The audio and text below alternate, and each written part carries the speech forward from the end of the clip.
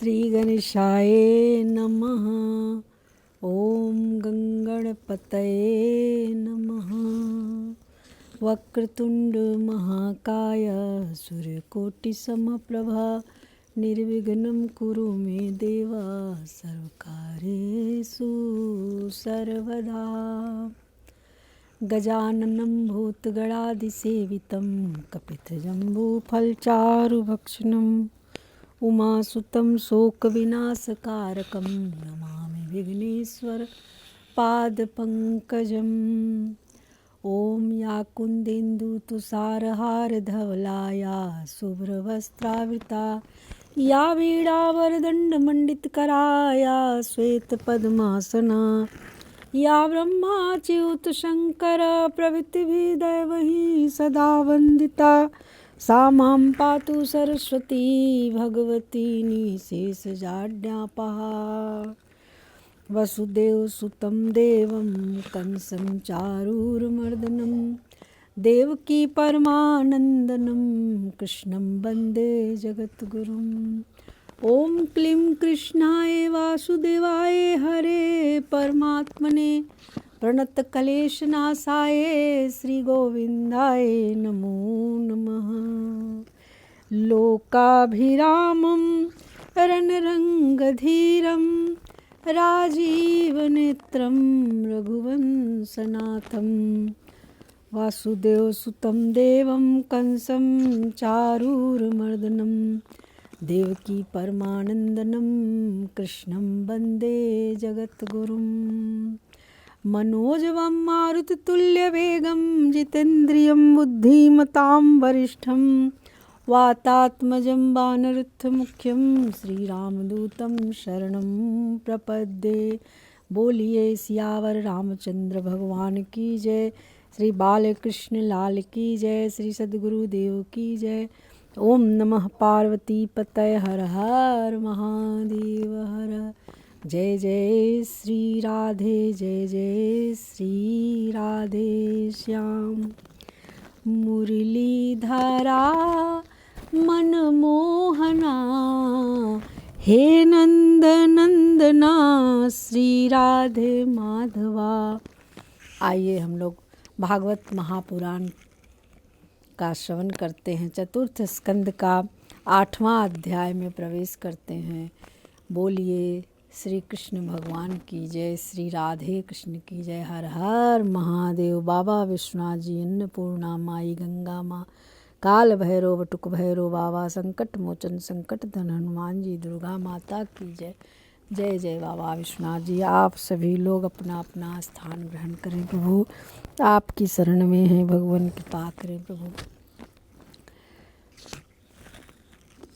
श्री भागवत महापुराण के चतुर्थ स्कंद का 8वां अध्याय में प्रवेश करते हैं। इसमें ध्रुव जी का वन गमन के विषय में श्री मैत्रेय जी कहते हैं कि शत्रुसूदन, विदुर जी, सनकादि, नारद, ऋभु, हंस, आरुणि और यति ब्रह्मा जी के इन नैष्ठिक ब्रह्मचारी पुत्रों ने गृहस्थ आश्रम में प्रवेश नहीं किया, अतः उनके कोई संतान नहीं हुई।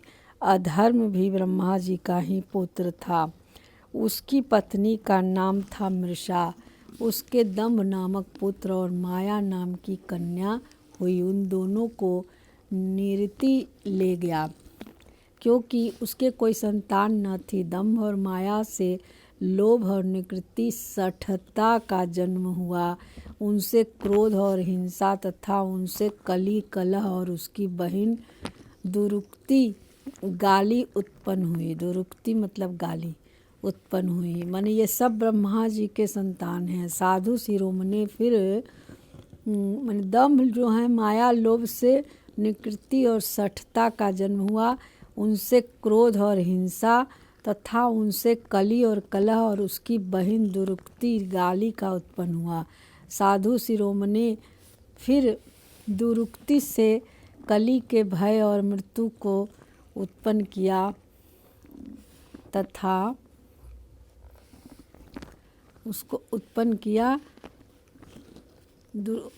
मृत्यु को उत्पन्न किया तथा उन दोनों के संयोग से यातना और निरय नरक का जोड़ा उत्पन्न हुआ।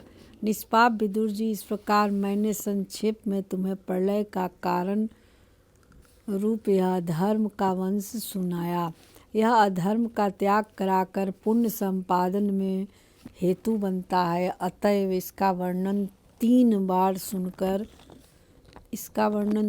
बार सुनकर मनुष्य अपने मन की मलिनता दूर कर देता है। कुरुनंदन, अब मैं श्री हरि के अंश ब्रह्मा जी के अंश से उत्पन्न हुए पवित्र कीर्ति महाराज स्वयंभू मनु के पुत्रों के वंश का वर्णन करता हूँ। महारानी शतरूपा और उनके पति स्वयंभू मनु से प्रियव्रत और उत्तानपाद ये दो पुत्र हुए। भगवान वासुदेव की कला से उत्पन्न होने के कारण ये दोनों संसार की रक्षा में तत्पर रहते थे। उत्तानपाद के सुनीति और सुरुचि नाम की दो पत्नियां थीं। उनमें सुरुचि राजा को अधिक प्रिय थी। सुनीति उसका जिसका पुत्र ध्रुव था, उन्हें वैसी प्रिय नहीं थी। सुनीति के पुत्र का नाम ध्रुव था। एक दिन राजा उत्तानपाद सुरुचि के पुत्र उत्तम को गोद में बिठाकर प्यार कर रहे थे। उसी समय ध्रुव ने भी गोद में बैठना चाहा, परंतु राजा ने उसका स्वागत नहीं किया। उस समय घमंड से भरी हुई सुरुचि ने अपनी सौत के पुत्र ध्रुव को महाराज की गोद में आने का यत्न करते देख उनके सामने ही उससे डाह भरे शब्दों में कहा, बच्चे, तू राज सिंहासन पर बैठने का अधिकारी नहीं है। तू भी राजा का ही बेटा है। इससे क्या हुआ? तुझको मैंने तो अपनी कोख में नहीं धारण किया। तू अभी नादान है। तुझे पता नहीं है कि तूने किसी दूसरी स्त्री के गर्भ से जन्म लिया है, तभी तो ऐसे दुर्लभ विषय की इच्छा कर रहा है। यदि तुझे राज सिंहासन की इच्छा है तो तपस्या करके परम पुरुष श्री नारायण की आराधना कर और उनकी कृपा से मेरे गर्भ में आकर जन्म ले। श्री मैत्रेय जी कहते हैं, विदुर जी, जिस प्रकार डंडे की चोट खाकर सांप फुफकार मारने लगता है, उसी प्रकार अपनी सौतेली माँ के कठोर वचनों से घायल होकर ध्रुव क्रोध के मारे लंबी लंबी सांस लेने लगा। उसके पिता चुपचाप यह सब देखते रहे, मुंह से एक शब्द भी नहीं बोले। तब पिता को छोड़कर ध्रुव रोता हुआ अपनी माता के पास आया। उसके दोनों होठ फड़क रहे थे और वह सिसक सिसक कर रो रहा था। सुनीति ने बेटे को गोद में उठा लिया और जब महल के दूसरे लोगों से अपनी सौत की सुरुचि की कही हुई बातें सुनी, तब उसे भी बड़ा दुख हुआ। उसका धीरज टूट गया। वह दावानल से जली हुई बेले के समान शोक से संतप्त होकर मूर्छा गई तथा विलाप करने लगी। सौत की बातें याद आने से उसके कमल सरीखे नेत्रों में आंसू भर आए। उस बेचारी को अपने दुख पारावार का कहीं अंत ही नहीं दिखाई देता था। उसने गहरी सांस लेकर ध्रुव से कहा, बेटा, तू दूसरों के बातों में के लिए किसी प्रकार के अमंगल की कामना मत कर। तू दूसरों के लिए किसी प्रकार के अमंगल की कामना मत कर। जो मनुष्य दूसरों को दुख देता है, उसे स्वयं ही उसका फल भोगना पड़ता है। सुरुचि ने जो कुछ कहा ठीक ही है, क्योंकि स्वयं महाराज को मुझे भोगना पड़ता है। सुरुचि ने जो कुछ कहा ठीक ही है, क्योंकि महाराज को मुझे पत्नी को क्या दासी स्वीकार करने में भी लज्जा आती है। तूने मुझे मंदभागिनी के गर्भ से ही जन्म लिया है और मेरे ही दूध से तू पला है। बेटा, सुरुचि ने तेरी सौतेली माँ होने पर भी बात बिल्कुल ठीक कही है। अतः यदि राजकुमार उत्तम के समान राज सिंहासन पर बैठना चाहता है तो द्वेष भाव को छोड़कर उसी का पालन कर। बस श्री अधोक्षज भगवान के चरण कमलों की आराधना में लग जा। संसार का पालन करने के लिए सत्व गुण को अंगीकार करने वाले उस श्री हरि के चरण की आराधना करने से ही तेरे पर दादा श्री ब्रह्मा जी को वह सर्वश्रेष्ठ पद प्राप्त हुआ है, जो मन और प्राणों को जीतने वाले मुनियों की द्वारा भी वंदनीय है। इसी प्रकार तेरे दादा स्वयं वो मनु ने भी बड़ी बड़ी दक्षिणाओं वाले यज्ञों के द्वारा अनन्य भाव से उन्हीं भगवान की आराधना की थी, तभी उन्हें दूसरों के लिए अति दुर्लभ लौकिक अलौकिक तथा मोक्ष सुख की प्राप्ति हुई। बेटा, तू भी उन भक्त वत्सल श्री भगवान का ही आश्रय ले। जन्म मृत्यु के चक्कर से छूटने की इच्छा करने वाले मुमुक्षु लोग निरंतर उन्हीं के चरण कमलों की मार्ग की खोज करते हैं। तू स्वधर्म पालन के पवित्र हुए अपने चित्त से श्री पुरुषोत्तम भगवान को बैठा ले तथा अपने चित्त में बैठा के तथा अन्य सबका चिंतन छोड़ दे, केवल उन्हीं का भजन कर। बेटा, उन कमल दल लोचन श्री हरि को छोड़कर मुझे तो तेरे दुख को दूर करने वाला और कोई दिखाई नहीं देता। देख, जिन्हें प्रसन्न करने के लिए ब्रह्मा आदि अन्य सब देवता ढूंढते रहते हैं, वे श्री लक्ष्मी जी भी दीपक की भांति हाथ में कमल लिए निरंतर उन्हीं श्री हरि की खोज किया करती हैं। श्री मैत्रेय जी कहते हैं कि माता सुनीति ने जो वचन कहे वे अभीष्ट वस्तु की प्राप्ति का मार्ग दिखाने वाले थे, अतः उन्हें सुनकर ध्रुव ने बुद्धि द्वारा अपने चित्त का समाधान किया। इसके बाद वह पिता के नगर से निकल पड़े। यह सब समाचार सुनकर और ध्रुव क्या करना चाहता है इस बात को जानकर नारद जी वहां आए। उन्होंने ध्रुव के मस्तक पर अपना पाप नाशक कर कमल फेरते हुए मन ही मन विस्मित होकर कहा, अहो क्षत्रियों का कैसा अद्भुत तेज है, वे थोड़ा सा भी मान भंग नहीं सह सकते हैं। देखो, अभी तो यह नन्हा सा बच्चा है, तो भी इसके हृदय में सौतेली माता के कटु वचन घर कर गए हैं। तत्पश्चात नारद जी ने ध्रुव से कहा, बेटा, अभी तो तू बच्चा है, खेल कूद में ही मस्त रहता है। हम नहीं समझते कि इस उम्र में किसी बात से तेरा सम्मान या अपमान हो सकता है। यदि तुझे मान अपमान का विचार ही है तो बेटा, असल में मनुष्य के असंतोष का कारण मोह के सिवा और कुछ नहीं है। संसार में मनुष्य अपने कर्मानुसार ही मान अपमान या सुख दुख आदि को प्राप्त होता है। तात भगवान की गति बड़ी विचित्र है, इसलिए उस पर विचार करके बुद्धिमान पुरुष को चाहिए कि दैववश उसे जैसी भी परिस्थिति का सामना करना पड़े उसी में संतुष्ट रहे। अब माता के उपदेश से तू योग साधन द्वारा जिन भगवान की कृपा प्राप्त करने चला है, मेरे विचार से साधारण पुरुषों के लिए उन्हें प्रसन्न करना बहुत ही कठिन है। योगी लोग अनेकों जन्मों तक अनासक्त रहकर समाधियों के द्वारा बड़ी बड़ी कठोर साधनाएं करते रहते हैं, परंतु भगवान के मार्ग का पता नहीं पाते हैं। इसलिए तू यह व्यर्थ का हठ छोड़ दे और घर लौट जा। बड़ा होने पर जब परमार्थ साधन का समय आवे तब उसके लिए प्रयत्न कर लेना। विधाता के विधान के अनुसार सुख दुख जो कुछ भी प्राप्त हो उसी में चित्त को संतुष्ट रखना चाहिए। यूँ करने वाले पुरुष मोहमय संसार से पार हो जाता है। मनुष्य को चाहिए कि अपने को अधिक गुणवान को देखकर प्रसन्न हो, जो कम गुण वाला हो उस पर दया करे और जो अपने समान गुण वाला हो उससे मित्रता का भाव रखे। योग करने से उसे दुख कभी नहीं दबा सकते हैं। ध्रुव ने कहा कि भगवान सुख दुख से जिनका चित्त चंचल हो जाता है उन लोगों के लिए आपने कृपा करके शांति का यह बहुत अच्छा उपाय बतलाया है, परंतु मुझ जैसे अज्ञानियों की दृष्टि यहाँ तक नहीं पहुँच पाती। इसके लिए मुझे घोर क्षत्रिय स्वभाव प्राप्त हुआ है, अतएव मुझसे विनय का प्राय अभाव है। सुरुचि ने अपने कटु वचन रूपी बाणों से मेरे हृदय को विदीर्ण कर डाला है, इसलिए उसमें आपका यह उपदेश नहीं ठहर पाता है। ब्राह्मण, मैं उस पद पर अधिकार करना चाहता हूँ जो त्रिलोकी में सबसे श्रेष्ठ है तथा जिस पर मेरे बाप दादे और उस दूसरे कोई भी आरूढ़ नहीं हो सके, आप मुझे उसी की प्राप्ति का कोई अच्छा सा मार्ग बतलाइए।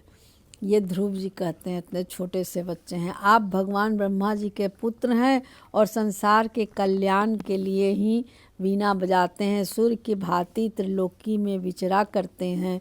श्री मैत्रेय जी कहते हैं कि ध्रुव की बात सुनकर भगवान नारद जी बड़े प्रसन्न हुए और उस पर कृपा करके इस प्रकार उपदेश देने लगे। श्री नारद जी ने कहा, बेटा तेरी माता सुनीति ने तुझे जो कुछ बताया है वही तेरे लिए परम कल्याण का मार्ग है। भगवान वासुदेव ही वह उपाय है, इसलिए तू चित्त लगाकर उन्हीं का भजन कर। जिस पुरुष को अपने लिए धर्म, अर्थ, काम और मोक्ष का पुरुषार्थ की अभिलाषा हो, उसके लिए उनकी प्राप्ति का उपाय एकमात्र श्री हरि के चरणों का सेवन ही है। बेटा तेरा कल्याण हो। अब तू श्री यमुना जी के तटवर्ती परम पवित्र मधुवन को जा, वहाँ श्री हरि का नित्य निवास है। वहाँ श्री कालिंदी के निर्मल जल में तीनों समय स्नान करके नित्य कर्म से निवृत्त हो। यथा विधि आसन बिछाकर स्थिर भाव से बैठना, फिर रेचक, पूरक और कुंभक 3 प्रकार के प्राणायाम से धीरे धीरे प्राण, मन और इंद्रियों के दोषों को दूर कर धैर्य युक्त मन से परम गुरु श्री भगवान का इस प्रकार ध्यान करना। भगवान के नेत्र और मुख निरंतर प्रसन्न रहते हैं। उन्हें देखने से ऐसा मालूम होता है कि वे प्रसन्नता पूर्वक भक्त को वर देने के लिए उद्यत हैं। उनकी नासिका, भौहें और कपोल बड़े ही सुहावने हैं। वे सभी देवताओं में परम सुंदर हैं। उनकी तरुण अवस्था है। भगवान की कौन सी अवस्था है? तरुण अवस्था है। और सभी अंग बड़े सुडौल हैं। लाल लाल होठ, रत्नारे नयन हैं। श्री प्रणत जनों का आश्रय देने वाले अपार सुखदायक शरणागत वत्सल और दया के समुद्र हैं। उनके वक्ष स्थल में श्री वत्स का चिन्ह है। उनके शरीर सजल जलधर के समान श्याम वर्ण है। वे परम पुरुष श्याम सुंदर गले में वनमाला धारण किए हुए हैं और उनके 4 भुजाओं के शंख, चक्र, गदा एवं पद्म सुशोभित है। उनके अंग प्रत्यंग किरीट, कुंडल, केयूर और कंकण आदि आभूषणों से विभूषित हैं। गला कौस्तुभ मणि की शोभा बढ़ा रही है तथा शरीर में रेशमी पीताम्बर है। उनके कटी प्रदेश में कांचन की करधनी और चरणों के स्वर्ण में नुपुर पैजनी सुशोभित है। भगवान का स्वरूप बड़ा ही दर्शनीय, शांत तथा मन और नयनों को आनंदित करने वाला है। जो लोग प्रभु का मानस पूजन करते हैं, उनके अंतःकरण में वे हृदय कमल की कर्णिका पर अपने नख मणिमंडित मनोहर पादारविंदों को स्थापित करके विराजते हैं। इस प्रकार धारण करते करते जब चित्त स्थिर और एकाग्र हो जाए, तब उन वरदायक प्रभु का मन ही मन इस प्रकार ध्यान करें कि वे मेरी और अनुराग भरी दृष्टि से मेरी ओर निहारते हुए मंद मंद मुस्कुरा रहे हैं। भगवान के मंगलमयी मूर्ति का इस प्रकार निरंतर ध्यान करने से मन शीघ्र ही परमानंद में डूबकर तल्लीन हो जाता है और फिर वहाँ से लौटता नहीं है। राजकुमार, इस ध्यान के साथ जिस परम गुह मंत्र का जप करना चाहिए वह भी बतलाता हूँ, सुन। इसका 7 रात जप करने से मनुष्य आकाश में विचरने वाले सिद्धों का दर्शन कर सकता है। वह मंत्र है, ओम नमो भगवते वासुदेवाय, ओम नमो भगवते वासुदेवाय, ओम नमो भगवते वासुदेवाय, ओम नमो भगवते वासुदेवाय। किस देश और किस काल में कौन वस्तु उपयोगी है, इसका विचार करके बुद्धिमान पुरुष को इस मंत्र के द्वारा तरह तरह की सामग्रियों से भगवान की द्रव्यमय पूजा करनी चाहिए। प्रभु का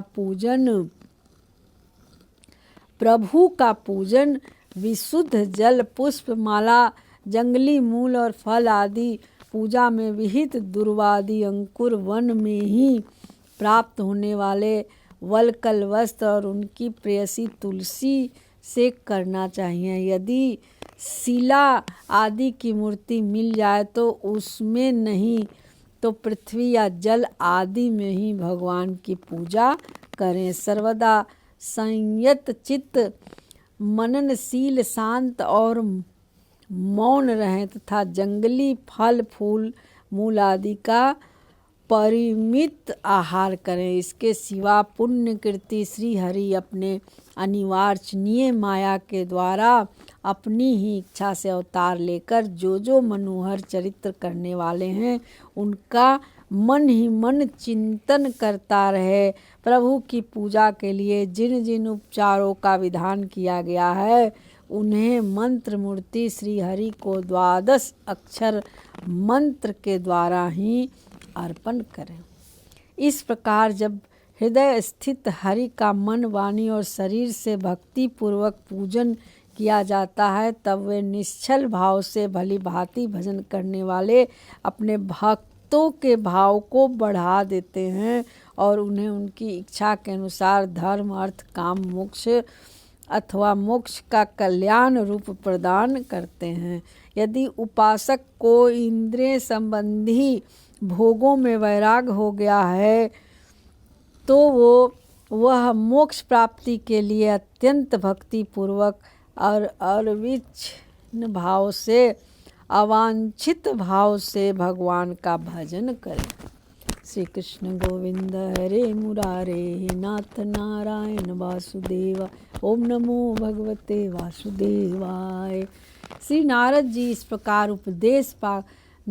से इस प्रकार उपदेश पाकर राजकुमार ध्रुव ने परिक्रमा करके उन्हें प्रणाम किया। तदंतर उन्होंने भगवान के चरण चिन्हों से अंकित परम पवित्र मधुवन की यात्रा की।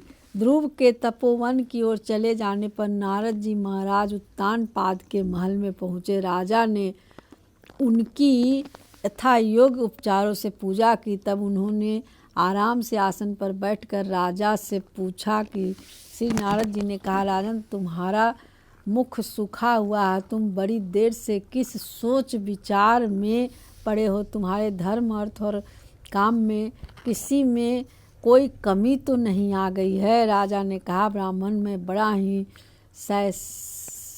रैसन और निर्दयी हूँ। हाय, मैंने अपने 5 वर्ष के नन्हे से बच्चे को उसकी माता के साथ घर से निकाल दिया। मुनिवर वह बड़ा ही बुद्धिमान था। उसका कमल सा मुख भूख से कुम्हला गया होगा। वह थक कर कहीं रास्ते में पड़ गया होगा। ब्राह्मण उस असहाय बच्चे को वन में कहीं भेड़िए न खा जाएं। अहो, मैं कैसा स्त्री का गुलाम हूँ। मेरी कुटिलता तो देखिए। वह बालक प्रेमवश मेरी गोद में चढ़ना चाहता था, किंतु मुझ दुष्ट ने उसका तनिक भी आदर नहीं किया।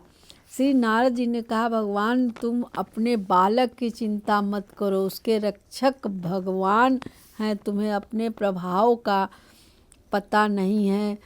उसका यश सारे जगत में फैल रहा है। वह बालक बड़ा समर्थ है। जिस काम को बड़े बड़े लोकपाल भी नहीं कर सके, उसे पूरा करके वह शीघ्र ही तुम्हारे पास लौट आएगा। उसके कारण तुम्हारा यश भी बहुत बढ़ेगा। श्री मैत्रेय जी कहते हैं कि देवर्षि नारद जी की इस बात को सुनकर महाराज उत्तानपाद राजपाट की ओर से उदासीन होकर निरंतर पुत्र की ही चिंता में रहने लगे। इधर ध्रुव जी ने मधुवन में पहुंचकर यमुना जी में स्नान किया और उस रात पवित्रता पूर्वक उपवास करके श्री नारद जी के उपदेशानुसार एकाग्रचित्त से परम पुरुष श्री नारायण की उपासना आरंभ कर दी। उन्होंने 3 रात्रि के अंत में शरीर निर्वाह के लिए केवल एक कैथ और बेर के फल खाकर श्री हरि की उपासना करते हुए 1 मास व्यतीत हो गया। दूसरे महीने में उन्होंने 6 दिन के पीछे सूखे घास और पत्ते खाकर भगवान का भजन किया।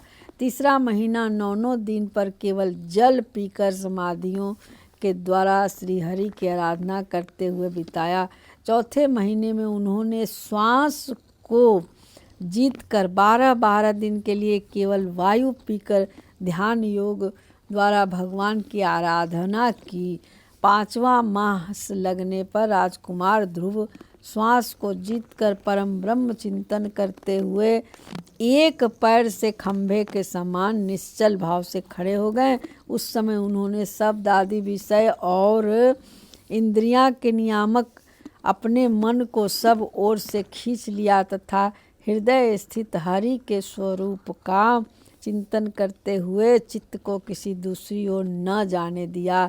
जिस समय उन्होंने महदादि संपूर्ण तत्वों के आधार तथा प्रकृति और पुरुष के भी अधीश्वर पर ब्रह्म की आराधना की, उस समय उनके ने तेज को न सह सकने के कारण तीनों लोक कांप उठे।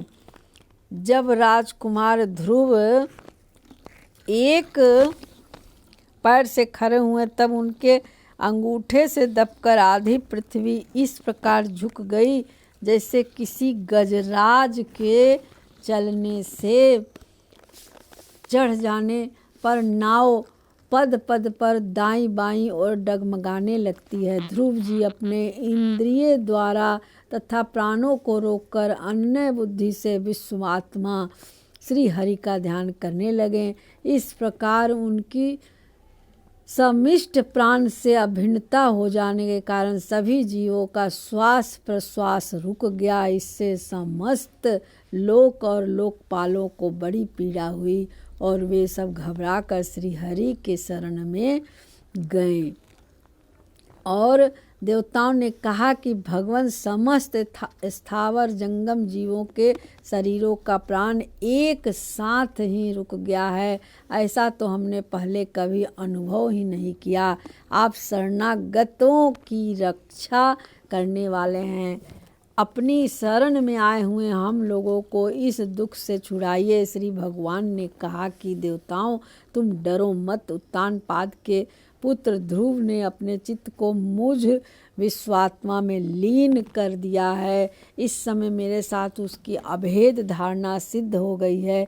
इसी से उसके प्राण निरोध से तुम सबका प्राण भी रुक गया है। अब तुम अपने अपने लोकों को जाओ और उस बालक को इस दुष्कर तप से निवृत्ति, तब तुम लोग अपने अपने लोक को जाओ। मैं उस मन भगवान कहते हैं कि मैं उस बालक को इस दुष्कर तप से निवृत्त कर दूंगा। जय श्री कृष्ण। इस तरह से 8वां अध्याय का विश्राम हुआ। श्रीमद् भागवत महापुराण के चतुर्थ स्कंद का 8वां अध्याय का विश्राम हुआ और हम लोग अब कल 9वां अध्याय में प्रवेश करेंगे। 9वां अध्याय में ध्रुव का वर पाकर घर लौटना है, कैसे घर वापस आते हैं। तो ओम नमो भगवते वासुदेवाय। जय श्री कृष्ण। राधे राधे। श्री भागवत भगवान की है आरती, पापियों को पाप से है तारती। श्री बांके बिहारी तेरी आरती गाऊं। कर्पूर गौरम करुणावतारम संसार सारम भुजगेंद्रहारम सदा बसंतम हृदयारविंदे भवम भवानीं सहितं नमामि। मंत्रहीनं क्रियाहीनं भक्तिहीनं जनार्दन यत्पूजितं मया देव परिपूर्ण तदस्तु मे। जय जय श्री राधे।